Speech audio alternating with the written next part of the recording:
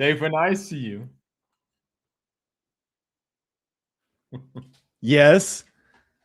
I always have to. It's good to see you, bud. So, it's been ages. I know. Maybe you should try. Maybe you should try to qualify for a LAN event, and then we can see each other again. You know. Thank you. Thank you. I think I will try to be a caster. You know. Are you going to be in Brazil? So again, yeah. That's definitely the plan. I think the chances are like 2%, which I'm not, but very, very likely. Good. Yeah. I get to see you there. Perfect. Yeah. And then you can trash talk me more. Well, I have to, man, because Villessa isn't around anymore. I have to trash talk you. I know that was usually his role, right? To trash talk.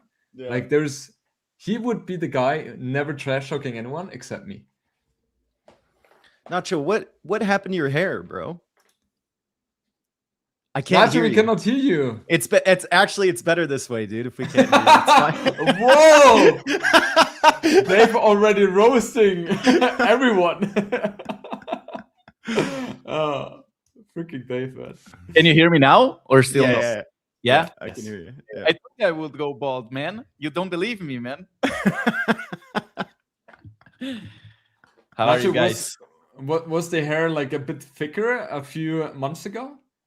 Yes, I mean, not really. It kind of helped me hide the baldness underneath it, but then I decided to just go and go Dave style a little bit. Yep.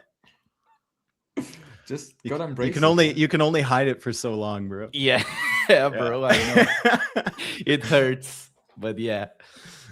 I remember when I was like 21 or 22, I went to a pool party and I was trying to hide my baldness. Yeah. And I got thrown in the pool. Oh. And then there was this girl that I was like hitting on the entire night. And I got thrown in the pool and like immediately it's really, really clear that I have like no hair, right? Because shit. The water and everything. So yeah. I get out of the pool, I'm all upset and everything. And she comes up to me, she's like, "How old are you?" No. Oh my God. Oh, that night sucked, dude. That night sucked, bro. My phone was broken. I had it in like a bowl of rice and like my cigarettes were all soggy and everything. With a phone? I was just like, fuck, dude. Yeah, not the best night. When she was asking you, Dave, was that the moment where your night ended at that point, or were you able to somewhat save it? No, it was a crazy night, dude. I can't even go into what fucking happened that night, but like that I think like a week later I just shaved my head. I was like, okay, it's done. How did you initially hide your baldness? Pretending it wasn't there. Like, did you have a hat or something like that? Well, I had hair, yeah. Okay, but dude, leave him alone. He's bald. It's okay, man. I don't know. I feel like, well, I have hair, right? So I cannot talk too much about it, but I don't think it would be a big deal if I wouldn't. But well, that's because I mean, how old are you now? Like 31, 32? 34. Oh, wow. You're fucking old, dude. I know. No, but like, hence the qualifier performance, you know? Once you're past like 26, 27, I think like it's not as big of a deal anymore. Yeah, I agree. Yeah. True. Yeah. When you're younger, you care much more. When you're in college, yeah, it's a problem. Absolutely. All right, Dave, thank you so much for being here at the podcast of Team Onimaru. First time appearance. It's always a pleasure to have you. Also, Nacho, thank you for being here as well as the co-host. And Dave, we're excited to have a little bit of discussions and talks with you. I'm excited to be here. Thank you, Jordan. Awesome. So first topic off, I would like to talk about the recent tournaments we had, the Brazilian Dynasty and Warlords as well, the qualifiers. And coming from those qualifiers, we had new names like Sorokuma, Lewis, Classic Pro, who, if I'm not mistaken, qualified for the first time into those big main events, right? What do you think, and which impact does it have? Do you think that's like positive? Do you think it's negative? It should always be the same players? What's your position on that? Oh, it's positive for the community, for sure. you always want new names, right? Especially when like the guy at number 1 has been so consistent for so long, to just have the same people below him every single tournament when people already assume that Hera is going to win. At least now with new names, we have some intrigue. We have some like people that haven't maybe matched up against Hera or some other of these big names in like big events in the past. So it's, you know, it's different storylines for people to look forward to. And also everyone loves an underdog, right?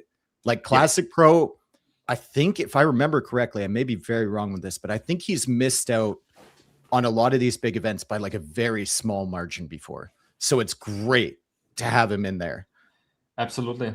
And his run as well was pretty tough as well. I know that he beat Doubt in the final round, right? And for me, like I played Classic Pro, I think in the Brazilian Dynasty, where it was a little bit awkward because he went random every civ and every map, right? I was like, what happened on? there, by the way? I don't. Dude, I think he's like emulating his friends Dark and Ripard. Yes. Okay. Because they do that all the time, dude. They will do that. But as a strategy or to show people that they didn't practice? Like, what's the point? It's mind games, and it's also probably pretty fun for them. To have a random draft. Okay. So I like the way I view it is that they don't have high hopes that they could make it anyway into the main event, so they're just, you know, throwing it out. But that was scary for me because when he did that and it was random everything, and the map I wanted to pick as a home map, he randomly banned first. I was like, are you serious? What's going on? And I felt like the first game, that was the biggest pressure, right? Because I have way better civ and he has like a random Tatar. But yeah, he and that set, I felt like how well he was playing as well. And I'm not too surprised that he managed to beat Doubt 3-2. Well, I mean, we have to look at that game 5 for Doubt. Classic Pro did a lot of things right there, but if your opponent makes 4 or 5 scouts, you can't lose 8 villagers to that, dude. I love Doubt, but you need to clean that up, man. That was a little rough, dude. Especially after like the 4th villager goes down, like maybe a palisade wall would be good, you know, instead of just running after the scouts with the spearmen. I don't know. I mean, Doubt ways works in mysterious ways. It's always been like that. And I think Sorakuma had an amazing showing as well. In the Brazilian Dynasty, he was even able to beat also Doubt 3-2. Doubt was in amazing shape. He also said he was playing well. And then he beat Barles as well 4-2, if I'm not mistaken. So Sorakuma, like I faced him a couple of times on the ladder already, like super tough, super good player. He doesn't have the high APM. Right, so very interesting to see as well. I think with him, it's like it's all preparation, right?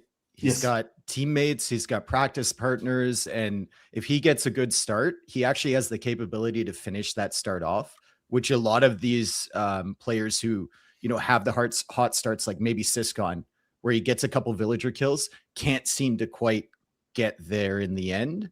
But with Sorakuma, he has a good late game, he has a good mid game, and he can finish it off. Yeah, absolutely. And Lewis, I don't think is a surprise for anyone that he managed to finally qualify to the main event. What are your thoughts on Lewis, Mario? I'd be interested to hear your perspective on like how good you think he is. Or not Mario, sorry, Nacho. Did you call me Mario? I did, dude. Oh my God. Call me Mario? Were you talking to me? I thought you spelled Marco, dude. I thought you were talking to Jordan. I'm so embarrassed, man. My whole face is going red now. My whole face. No. I realized it. You, man. It's always you. Jordan, this guy in Red Bull, he came into my room where I was casting, and he was like, "Oh, this room sucks. It's so hot in here." And just no. And then he said, "No, I'm not a bad person, but clearly he is, man." My God, that proved it, dude. It's the proof. It's the final proof, Jordan. Okay, so do you want to ask me again, but this time like correctly? I kind of want to hear Mario's opinion more than yours. Oh, okay. I will definitely call him later. Sorry, I'm so sorry, Nacho. I didn't. I didn't mean to say that. What do you think about Lewis? Like, where do you think he slots in? How good is he in your opinion? I think he improves a lot from month to month. Like I can feel the way he plays is so clean. He's so good. I saw the best of 7 he plays versus Hera not long time ago. It was amazing, like very, very high quality games, and I believe he had it coming that he would qualify to a huge tournament like this, right? I feel like he deserved it. He's amazing. At the start, I felt like he had a very similar style to Hera, right? Yeah. He kind of mimicked him a lot. Now I feel like he's a whole player already. Like I don't feel like he's copying or something Hera. I feel like he's his own player, and he already has like unique ideas and strategy and whatnot. And I saw him practicing with other Onimaru guys, and he's so good. I feel him. I feel he's so good right now. Yeah, it feels like the only thing he might be missing is like some mentality stuff, some experience, right? And this will help him a lot. Like he's already got the Hera late game down, which is I think so hard to master. His macro is so good. He adds farms so quickly. He's adding castles in his economy rather than random hills around the map, right? Which is something that Hera kind of pioneered. And like, if he improves, he has a legitimate chance to kind of beat Hera with his own style, like you said. So Lewis is, as far as I can understand from different pros, a little unbearable when he beats them. That's entertaining for viewers. That's good though, because I feel like every player in the scene already lost so much to Hera. Like I mean, playing the tournaments, right, and lost so many times. Lewis has this mentality that he can beat everyone, and I think that mentality is very good actually to like fight at the highest level. And then you call him unbearable, of course, but it's like. It's cool from where he's coming, right? I think it will be very good for next tournaments. Do you guys think that he even has the potential to, let's say, in 1-2 years, is capable of beating Hera in a tournament? I think so. Yes. I think if he keeps going, yeah. I mean, the problem with Hera is that people, Hera makes mistakes. He just makes less mistakes than other people, and they're not able to capitalize on the very few that he does make. And we've seen him go to game 7. We've seen him go to game 9 against other people. And usually there's that one game. I notice it, especially with Leary, where it gets super late game and Hera manages to claw back and he manages to have like a really impressive comeback. And no one ever wins those games against him. But with Lewis, he's got a good late game. He has that potential. And if you crack Hera in that one game, who knows like where the set's going to go from there. Right? Yeah, exactly. I actually feel like he has the potential as well, because it feels like his improvement throughout the last months has been quite steadily forward, or improving very well. And he's also doing certain shenanigans now in ladder sessions as well, which will make him a better player as well. So he will get more experience, and he's hungry. He's very, very hungry. Yes. He definitely wants to be the champion, right? And that's going to be dangerous for sure. I remember when I was at the Garrison, I was not a player there. I was an analyst, and Hera and Roxy told me, there's a new guy, Lewis. That's one who has potential, and that's what we are seeing right now as well. Yeah. Anyway, has a lot of potential. Yeah. Sorry to derail your whole qualifier discussion here, Jordan. Where were we going before we got started on Lewis? No, in general, we were talking about the new names qualifying for main events, right? So it was part of the topic. That's nice. That's totally fine. Yes. I have actually a point on that. I feel like at the start, people feel like new names aren't good because, of course, perhaps a little less viewers might arise because people already like to watch what they already know, so to speak. So people get the feel like, oh my God, Sorakuma, who is a player that not so many people are watching. Of course, there's a huge Wing Chang community who loves him. I'm talking about the general English and Spanish speaking community. But I feel like in the long run, it's much better to have new names than always having the same, even though at the start it might look like, oh, okay, so this series has fewer viewers than this other. And I only comment this because it feels like we always measure success in how many viewers things have immediately, right? And sometimes it takes time to build the personality, build the storyline and whatever from the person, and then it might change a lot. Exactly. And I think as a viewer, it's also much more exciting to not know what the result is going to be. Like we can see it with Hera. That's how I feel, at least. Not sure about you guys. Like, for me, it's hard to not think of Hera being the winner of a tournament, right? And you kind of cheer for the underdog because you just want something else to happen. Not it's because it's like against Hera, but you just want to have diversity. And the same goes for qualifying players. If you always have the same 16 players qualifying and playing the main event, it's just over time just gets boring, and it's always good to have new faces in there for sure. Just a mix of old faces and new faces, so to say. Right. Also, now you're saying that as an old face, Jordan. I know. This is working against you, brother. I know, but I need to find a reasoning to stand up and to look into the mirror. And I'm just telling myself, yes, you sacrificed yourself for the greater good, so to say. Yeah, but what can you do? You get older as well, right? The others are fresh, and I don't know how ACCM and Dowd are doing it. Seriously, like it feels like they're playing better the older they get. Dowd? Okay, ACCM. Dowd not so much. Poor Dowd, dude. He's always the punching bag, you know. Yeah, I know. Oh man. This time he lost a 3-2 and decider twice. Yeah. That's kind of a bummer for sure. Then Balls Winchester are names we obviously know pretty well. Mihai, he was in the main event a couple of tournaments ago, but it's been some time as well, right? So him having that showing is pretty nice as well. And I would say, other than that, most of the topics or most of the players are very familiar. Now, relating to the Warlords qualifier, we had an instance which was a little bit of dramatic, I guess, especially in the Latin community. Nacho, maybe that's something you have a little bit more information on.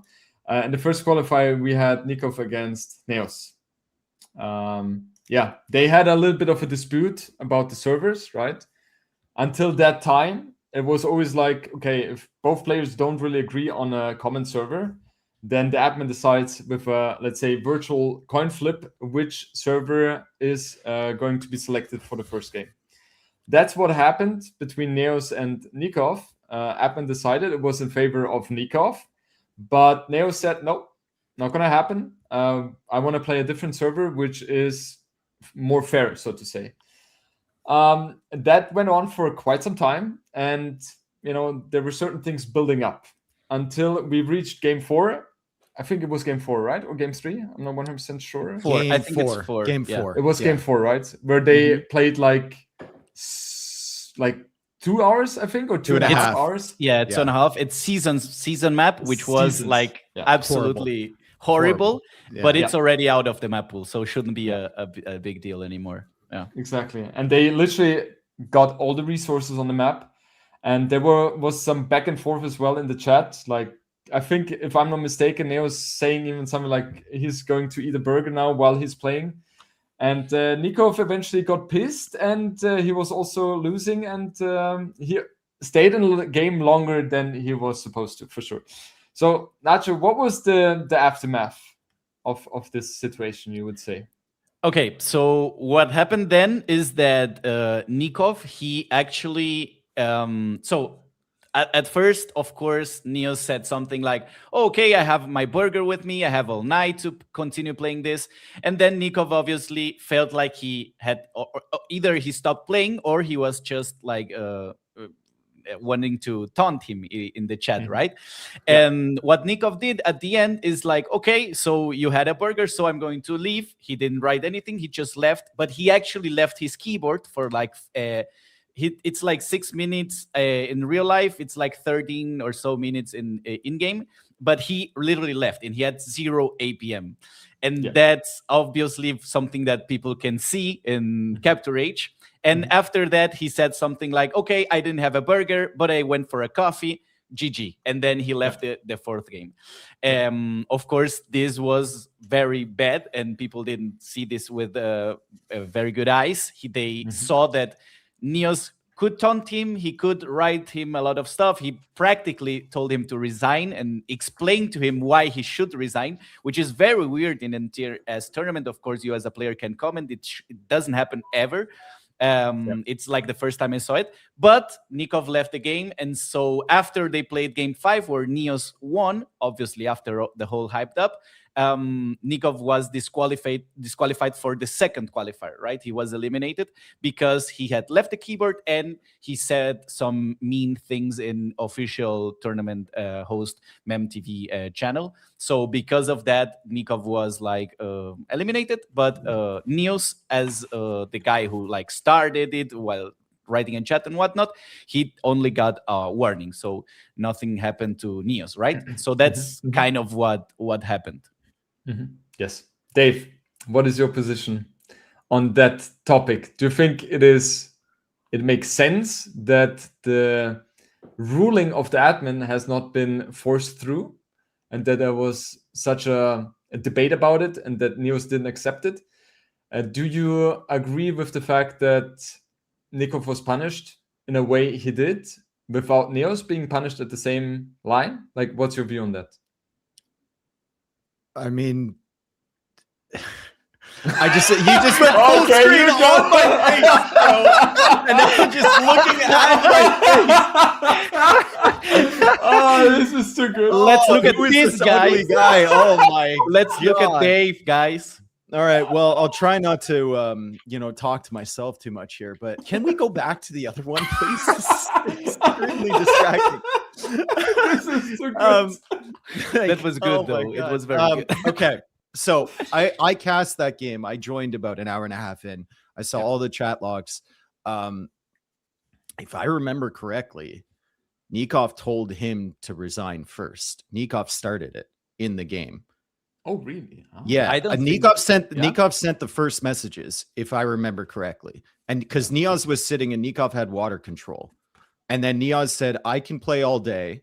And Nicov said, "I know you've been toxic in the scheduling chat," because the scheduling thing or the pregame chat was completely wild. It was like Neozz coming up with some random math to show why his ping was going to be higher over an aggregate of like 5 games. His average ping was going to be weird. Number one, weird. The admin should have shut that down right away within 5 minutes and just said, "You're playing on this server. Let's go." Right. Yeah. That was strange that they had 20 minutes. So I can understand why Nicov was coming in a little bit frustrated into that set. I don't know what happened with the games leading up to that set, but I'm fairly certain Nicov initiated the conversation in the game. But for me, like, the conversation in the game doesn't matter at all. The conversation in the game doesn't matter at all. The messages Nicov sent in the chat doesn't matter at all. For me, it's Neozz was playing towards his win condition, which is sitting with the Georgians. Nicov can't break him, and he's got, he knows the map's going to run out of wood, and he's playing Hussar. So eventually he's going to win that game.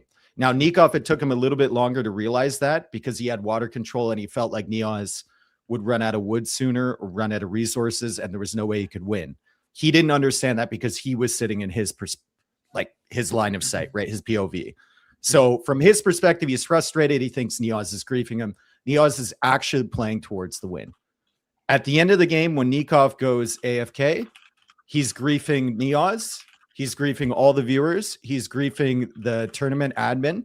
And that's the only thing that matters here to me. None of the talk matters at all. Like, it's just, as soon as you go AFK, if I was running that tournament, you're gone. Like, you're out of that qualifier. No, there's not even a game 5. And you're not participating in the second qualifier. You can come back to another tournament I host later, but to me, the chat, it doesn't even matter. Like, there was nothing really bad said there. We've seen, these types of things before happen, and life goes on, right? We're all gamers. We've been on the internet forever.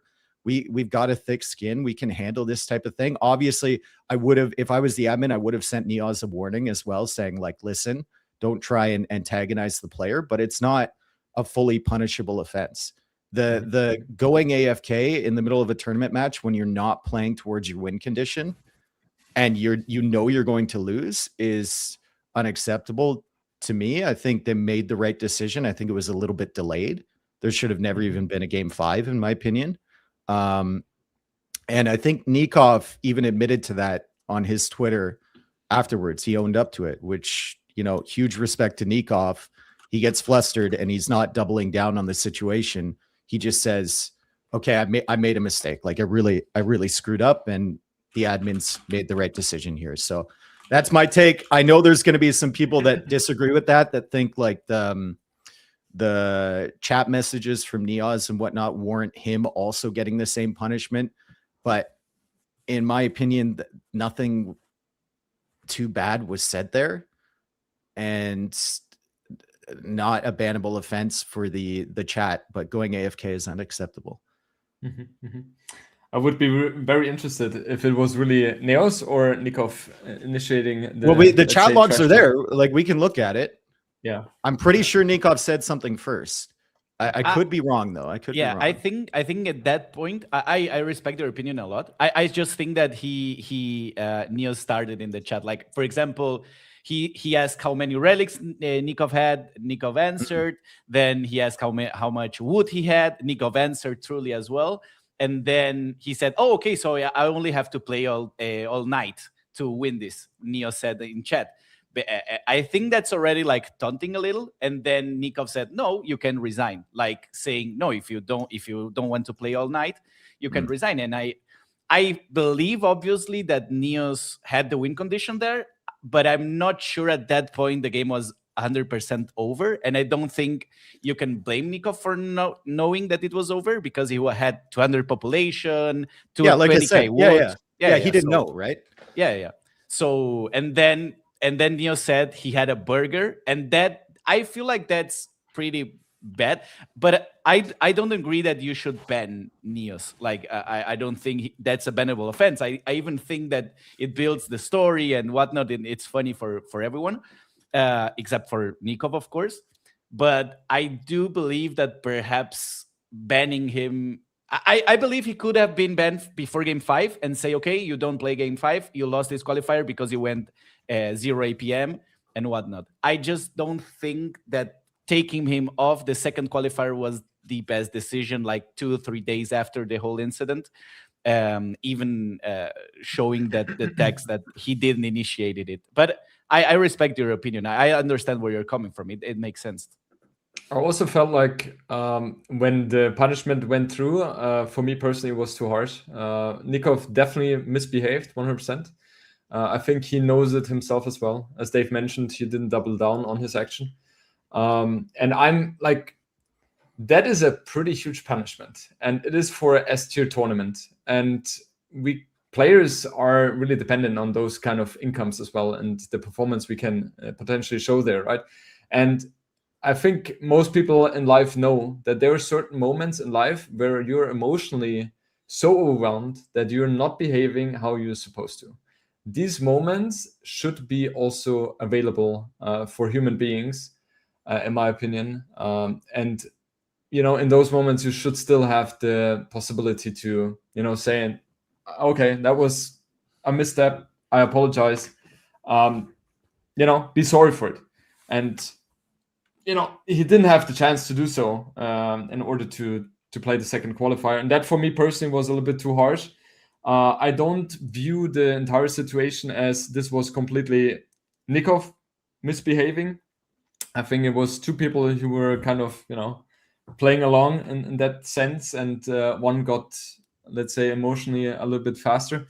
So yeah, I think it was too strict as well, the punishment for sure. I see that. Yeah. Right. So that was about that topic. Then in general, the last thing about Warlords. We as the players had a little bit of an issue. Well, I don't want to say for every player, but some players have raised a little bit of a concern. in that regard of the late drawing. We had the qualifiers on the weekend, and the drawing happened on Friday, so the day before the weekend.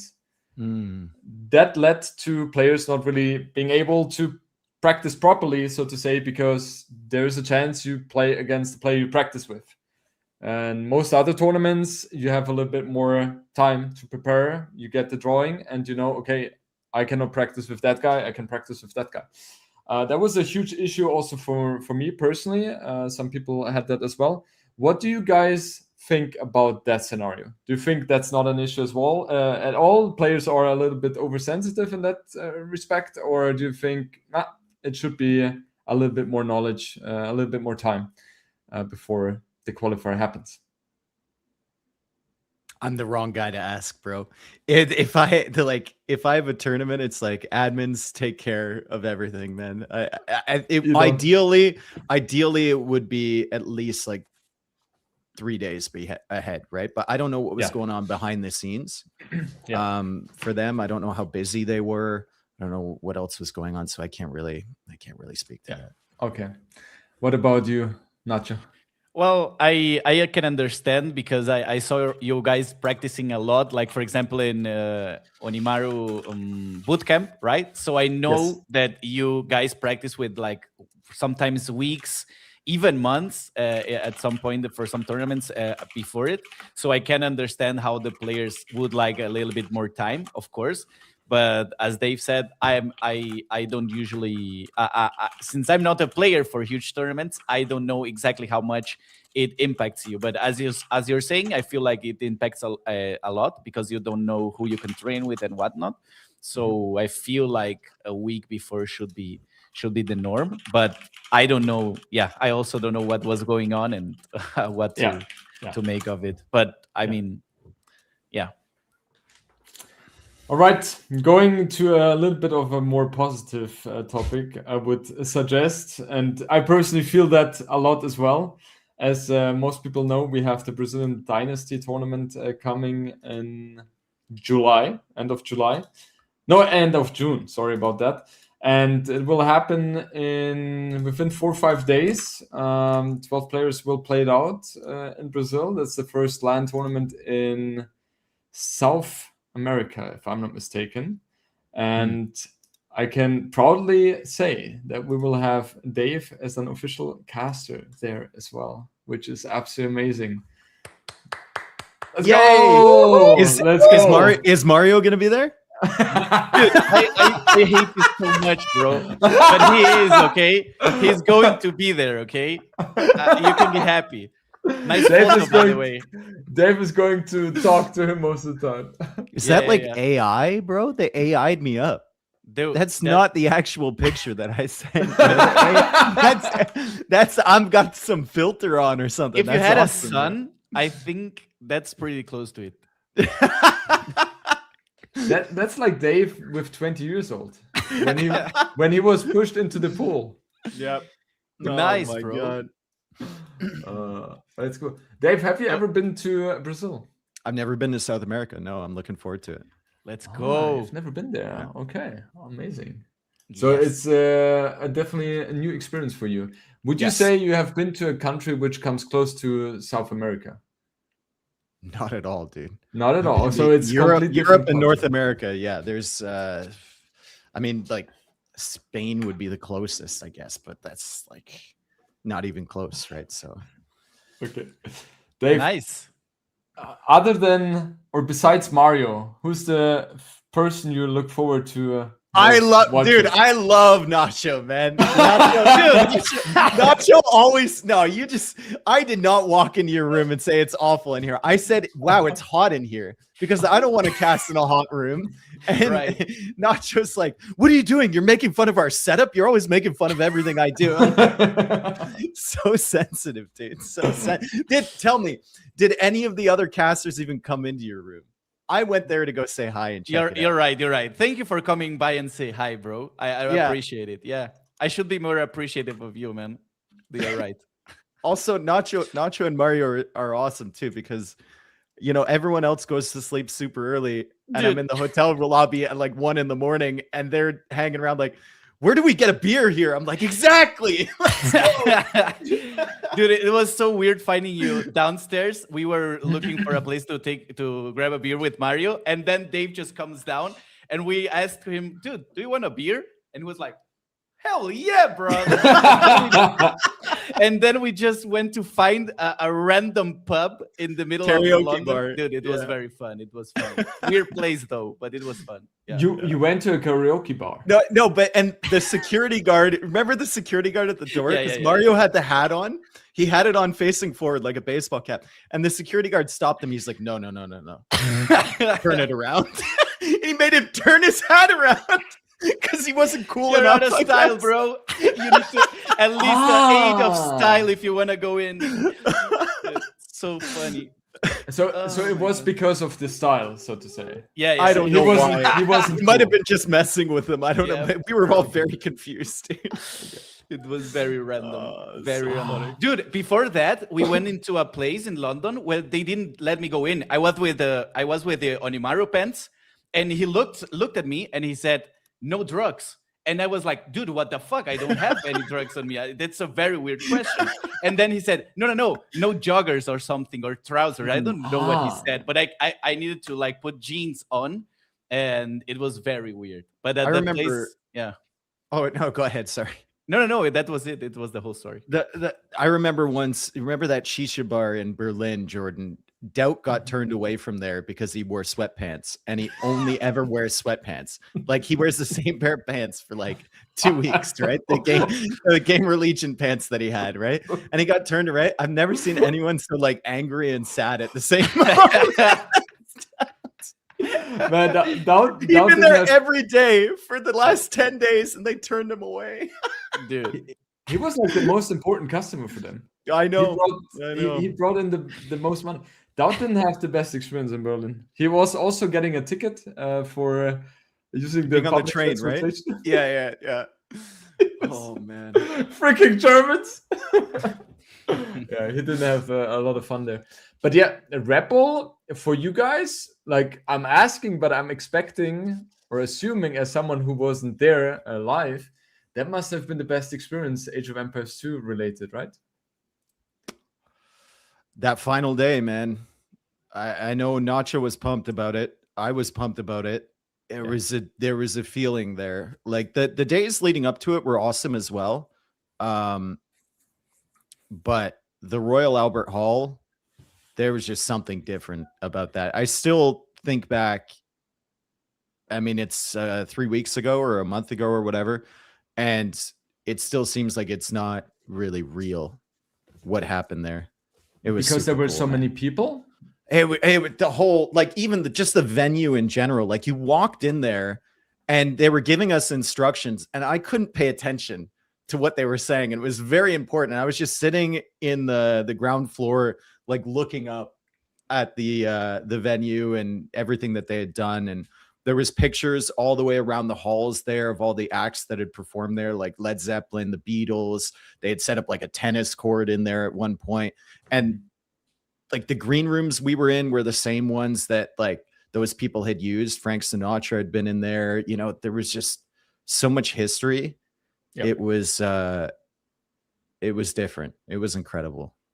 So I guess from sorry, Nacho. Yeah, what was okay. No, well, I feel exactly like Dave. Up until Royal Albert Hall, I felt like okay, so I don't know, Spain was at the same level, even a little bit better, and Germany also. But then the final day was like, okay, no, this tops everything. Like in my thing was like, I felt like a child there. I was like 12 years old because I was like casting, but suddenly they were like choosing civilizations and drafting maps, and Schamburger playing with 50 professional guys. And it was like, dude, I couldn't be normal. I was like a child. I felt like a child. It was like the first time I play Age of Empires 2, the Kings, not even Conquerors. And it was like, okay, this is too much for me.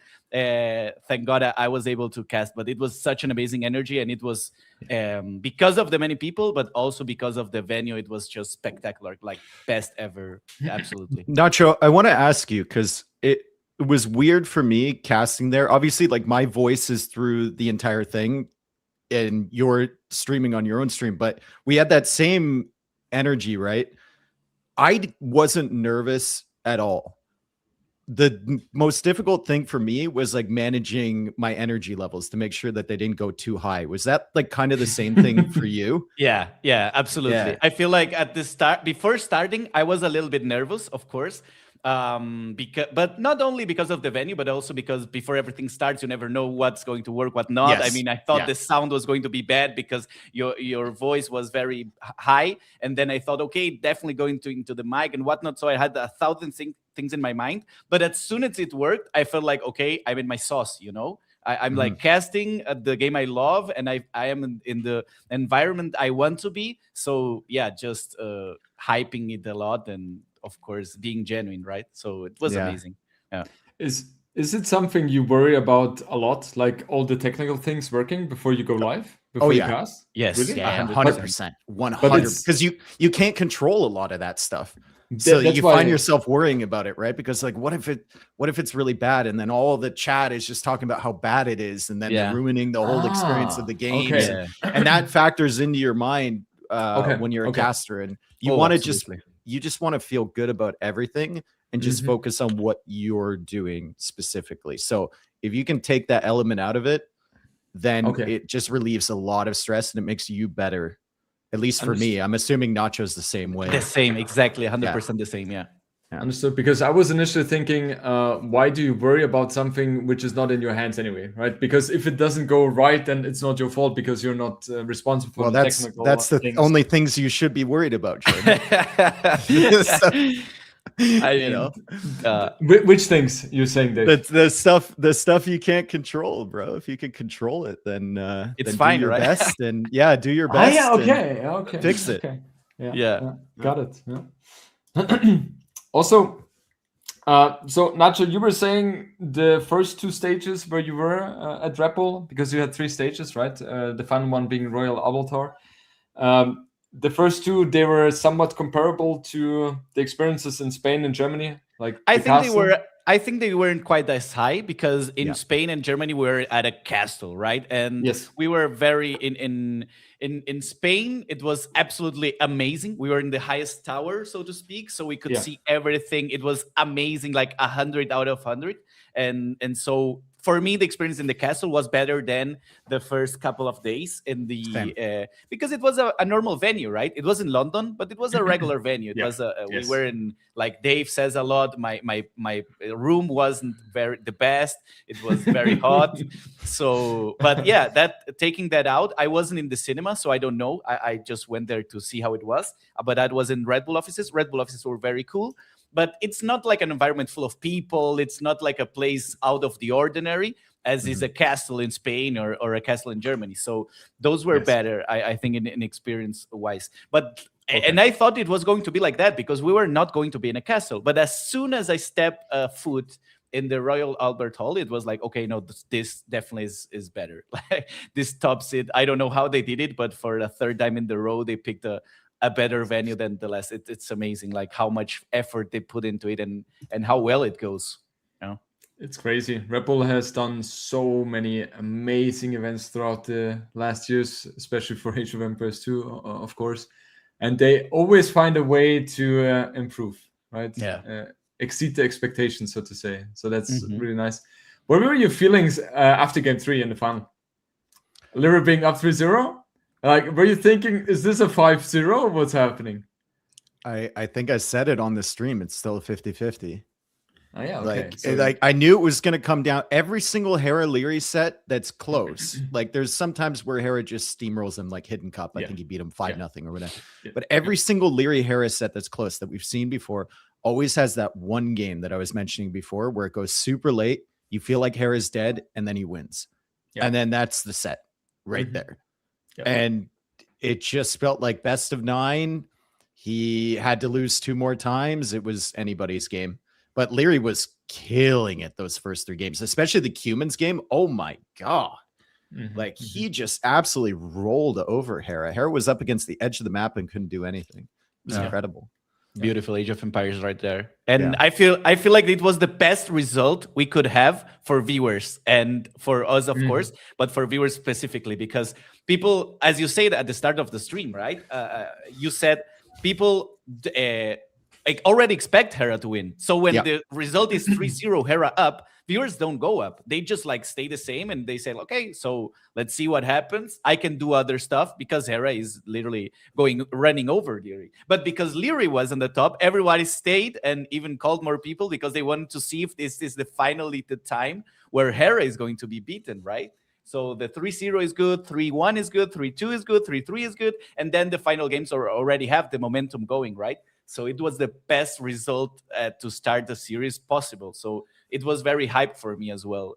I remember feeling a lot there, and even not viewership number only, but I as a spectator was very hyped, right? Yeah. How did you experience the crowd in London now compared to the experiences in Germany and Spain? Because I guess in London you had way more people there as the Age of Empires 2 fan base. How much of an impact did that have on your experience? I mean, it added to the whole thing. I think more for me because our voices were in the speaker, and I knew that there was there was a really, really low threshold for error, if that makes sense for us. Like usually if we screw up whatever, we're just streaming to thousands of people that are watching on the computer screen. It seems less impactful than people that are surrounding you. So if it felt like there was more pressure there for us to perform and not say anything stupid, although I'm sure we still did. As far as like the crowd noise when we were casting, I couldn't really hear it that much. Like you could hear some of it, but when I watched the VODs back, there's way more crowd noise that you can hear as a fan than I could hear with the headphones on. So I knew they were there. It was added pressure, but the noise or whatever didn't really funnel in for me. And what was outside of the building, so to say? Did you feel like there was way more interaction, way more people demanding attention, so to say? I hope we were there. Not negatively. We were there early. Like we were there early. Okay. We went in through a side entrance and then we left later. And a lot of the people had already dispersed by the time I was out of there because it was Easter Monday and the trains weren't really running. Like a lot of people actually had to leave early to get the final transit out because it was almost 11. So I think like when I left, there was only like 50 people outside. I was with Nacho and Mario when we left to the side and there was not that many people there. But I mean, I heard Viper was out there for 3 or 4 hours or whatever, talking to people the entire time. That's insane. That's crazy. Yeah. I talked to him after that because I went home with Viper and he just said he was like 2, 3, 4 hours, like taking pictures with people, talking with people, like such an amazing experience for players as well. Right. So it's amazing. Yeah. It's very special, and he is like maybe the biggest fan base, right? So there's always going to be a lot of demand on his side. Yeah. All right. I would suggest, if that is fine for the both of you, to transition into the Q&A section, which is not too long now anyway, so we should be going through there quite quickly. Can someone in the chat ask Dave why he likes better Mario than me? Like, that was one of the questions now. Okay. We can let Mario's a homie, dude. Mario's my guy, man. Okay, yeah, makes sense, I guess. Okay. All right. So we have that answered already. Then Dave, I need your casting expertise on this certain question. What do you think is the reason why Doubt is not succeeding? Lack of preparation, lack of motivation, new mechanics, or micro-focused gameplay? Laziness in game. There's just too many moments where he I think Doubt does a lot. Doubt is not lazy outside of the game.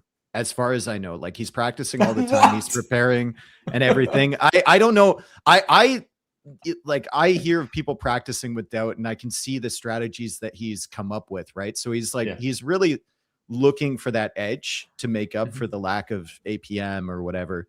But Game 5 was a perfect example of that. Like, he's not willing to take those extra steps in a really pivotal game to like wall his villagers off or whatever. There's so many times where I've watched him leave the front side of his TC open and people run right underneath, right? That's been happening for 20 years. And he used to be good enough and other people used to be bad enough that he could still survive in the game. There's also so many times where I watch scouts running around his base and there's 4 spearmen looking like idiots, like just, you know, running after the things. And he's not taking care of his villagers that the scouts could potentially pick off. I think there's just a lot of little things that he's not doing, which he needs to do to make up for the fact that he's on average a slower player than his opponents, right? We know his late game is still good, like even being as slow as he is. And he's not even, compared to some of the other guys in there, compared to Sorokuma, like I don't think he's slower than Sorokuma. I think he's faster. Yeah. I think he's like almost the same speed as a player of like Sato. So there's things that he could be doing in game to make his situation better. And instead of taking those extra steps, he's kind of, you know, just trying to cut corners, and he's trying to, you know, just be a little lazy. And he's hoping for the best instead of being proactive with it. So that's my take on Doubt. I still think he has the potential. I still think if he's in your bracket and you're a player, you're not looking at him as an easy win. There's no way. Like Doubt is still the guy, right? And I think he just needs to clean up some of those minor moments, because those moments build up to a really bad situation in a lot of games for him. I also feel like the question per se is a little bit harsh, because Doubt was so close qualifying into the main events, right? So there was just one game missing, you could argue. And people might not know it that well, but the competitive scene in Age of Empires is so tough. It is so tough. There is not a big difference between, let's say, top 5 or top 30. There literally is not a big difference, right? There's just small nuances. And even if you have a bad day, as a top 5 player, you could lose against a top 30 player, right? We saw Hart not having best runs in Brazilian Dynasty. That happens. That definitely happens. And yeah, for Doubt, I would agree with Dave saying he's a little bit lazy at times. That's definitely correct. He has a lot of positive things, right? Especially strategy-wise. That's where he excels, decision-making. That's why it feels like he's always there, but not 100% able to make it fully, so to say. Okay, one question for me. Do you like those short qualifiers, or do you prefer longer qualifier, like a week or so along something? I like the ones where, what was it? I think for Brazilian Dynasty, if I'm not mistaken, where you play first round, you have all the free time you can do in 4 days. And then on the weekend, you just play two games max or 2 sets max. I personally like that the most, and qualifiers shouldn't be longer than 1 week for sure. Who do you guys think is going to be in the final of Brazilian Dynasty? Nacho, what's your guess? In the final of Brazilian Dynasty? Well, I don't want to be that guy, right? But I feel like I have to, right? I feel like Hera Leary is the favorite final. Like I really feel like they are very, very good. I think we should have a look in specific players, though. I think like they could do something.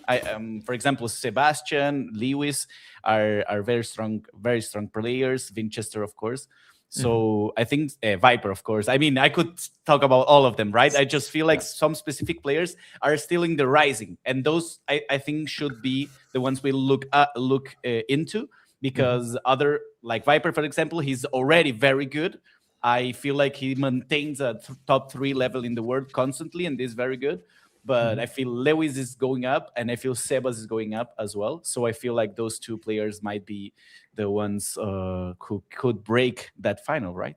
Yeah, absolutely. I'm very, very curious how that is going to shape out. Also, for those people who are still thinking about watching the entire scenery in Brazil live, you have the possibility getting the tickets. They are on sale now. So if you're interested, go check out the website, which is hopefully posted in the Twitch chat.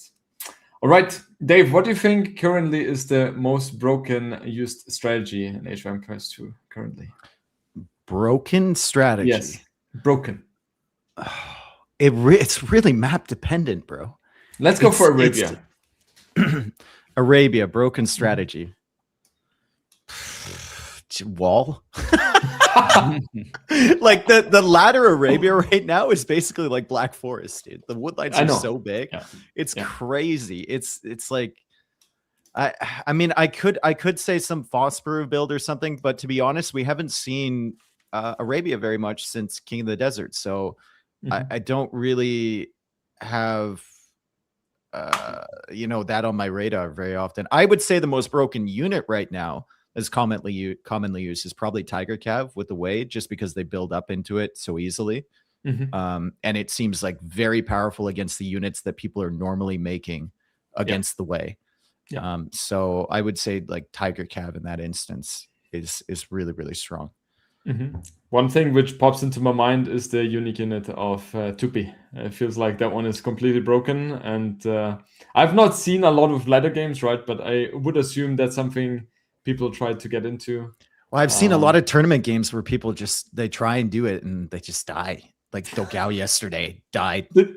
Like just died so fast, dude. Lewis played against Lucho and Lewis used it and he won. So I mean, there's some instances, but it's 50-50, right? It's kind of like it's another YOLO play if you're going into unique unit. And the problem with it is if you get hit early, I mean, you need a lot of them to be successful. If you get hit early as Spanish and you have 15 villagers, but you still have the castle, 4 conquistadors can do a lot of damage. Yes. Right? Like 12 Blackwood archers. I don't know, bro. Like it's not super impressive, right? You lose them all to a single shot from the TC. So yeah. All right. That one I think is also rather for me. When professional players choose training partners, what factors do they consider besides availability? I would say server plays a huge role, and also the relationship you have with the person, right? Like, for example, if you know that you will play against a specific player in the final, then you will train against somebody who uses the same server, right? So in that way, you can already adapt your playing style to it. Good. Yeah, most promising young guns. Nacho, you can take that one, but we have talked about that already. Maybe no. Yeah. Well, I feel like Lewis is a big name. I feel like Sebastian is still a big name in that regard. I feel like Winchester has still a lot to give, so he's not a young gun or something. He's been in the scene for quite a time, but I feel like he can give more from what I've seen and from what I spectated. So I feel like those are very, very good names that are already like doing big things, right? So yeah, I feel like those are the 3 names I would look out to. Yeah, I've got 3 separate ones. Which ones? Neozz just turning 20.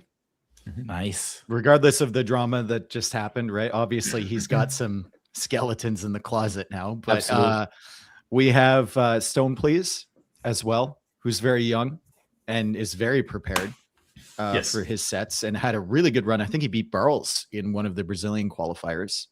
Beat him again. Yeah, 3-2. 3-2. Yeah, he did. And then we have... I'm surprised you didn't mention them, Nacho. We got your little homies from Argentina. We got Lucho and Prisma. Of course. Coming up as well, yeah. Of course. Yeah. I feel like they already should qualify like for a top 16 and then get a little more experience from that point on.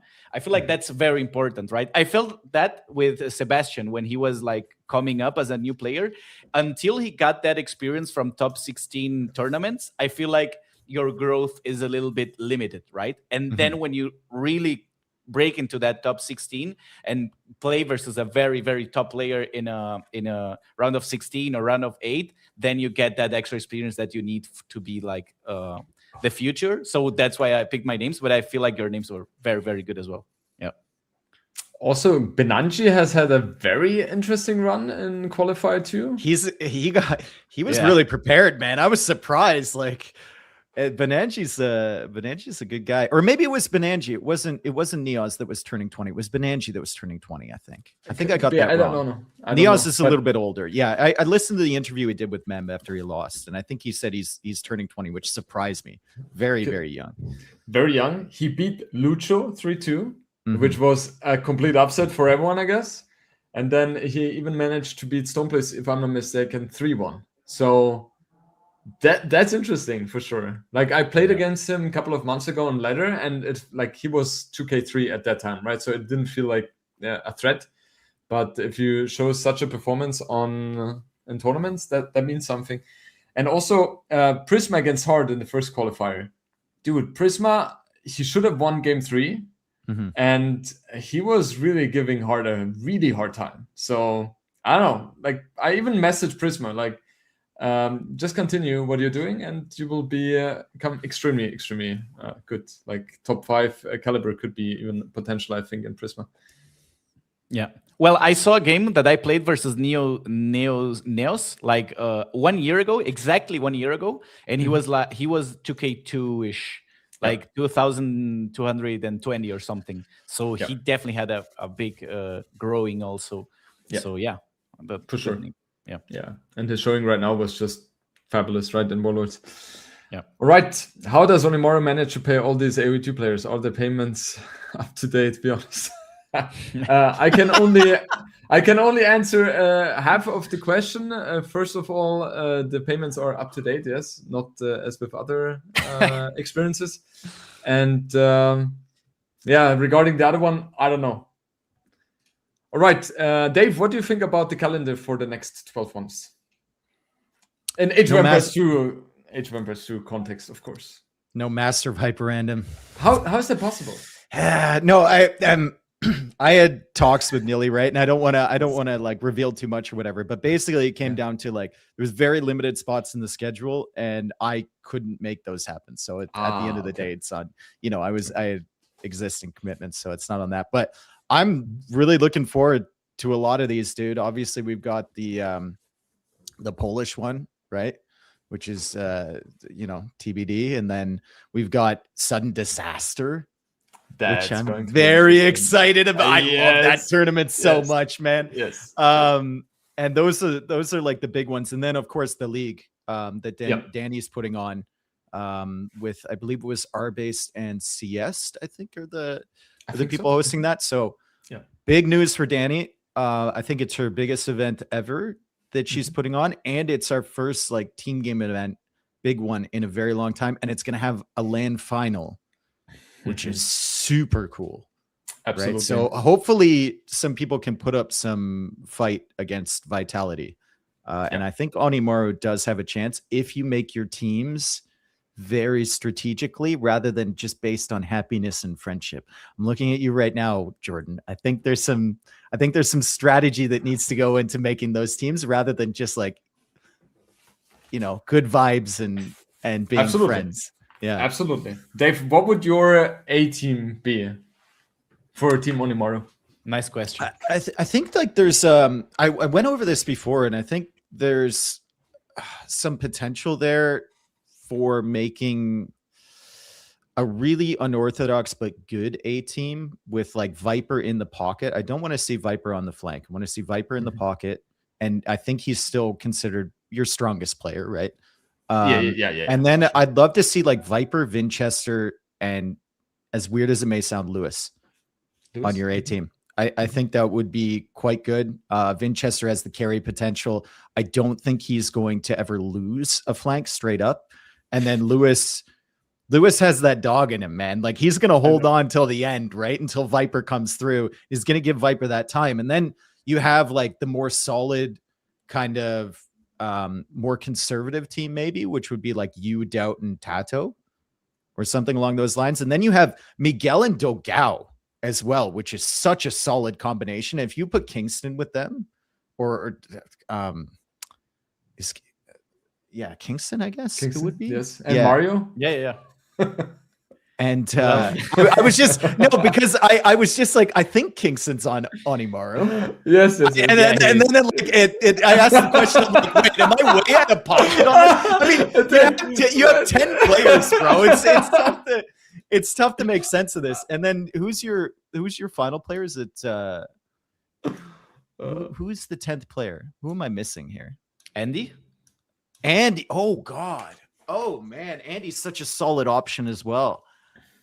Maybe he's like your flex player as if someone can't make it or isn't playing so well. Maybe put Andy with Dogao and Miguel, and then have Kingston as your flex.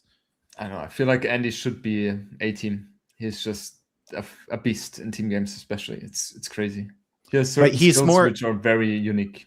He's not like that aggressive pocket that you want, or that aggressive flank that you want, and you want Viper in your pocket in a 3v3 with your A team. True, but it depends on the maps, right? Like Arabia, sure, but on other maps which are a little bit, let's say, a bit more strategic, a bit more tricky, he's Do we have a map pool for the league or no? I don't know if it's nothing yet, right? I mean, we did a show match for it. It should be there, right? Mm-hmm. I mean, look at us. We're so prepared, dude. Oh my God. I know. Well, the thing is, we didn't know which questions were coming, right? Yeah. Right. That's a very good point, Jordan. Okay, what's the next question? While Dave is figuring these things out, there are not too many more as well, because we also have to finish this lovely session as well. So, specifically, okay, so I'd like to ask about Classic Pro success. Specifically, can we say that sometimes too much training can be detrimental? Dave, Oh, I love this, Jordan. It's been too long, dude. I know. It's been too long, dude. I'm surprised that's the first moment in this podcast that I'm asking you something. Detrimental? Detrimental. Perfect. That was awesome. Yeah. There was no discrepancy between how I said it and you. Discrepancy. Okay. Specifically, can we say that sometimes too much training can be detrimental to professional players? Could improvisation sometimes be better? I would say this is really dependent on the individual, right? Some people, like Doubt, for example, if you force him to practice too much, he is going to suffer. And then there's people like, for example, me, who play very well if we practice a lot, right? So it's really dependent on the person. And like I'm like almost 100% confirmed that I will be there in Brazil. I want to be there 100%, and there has to be a lot of things going wrong that I wouldn't go, but I'm, let's say, at least 99% in there. Jordan needs to come to drink orange juice.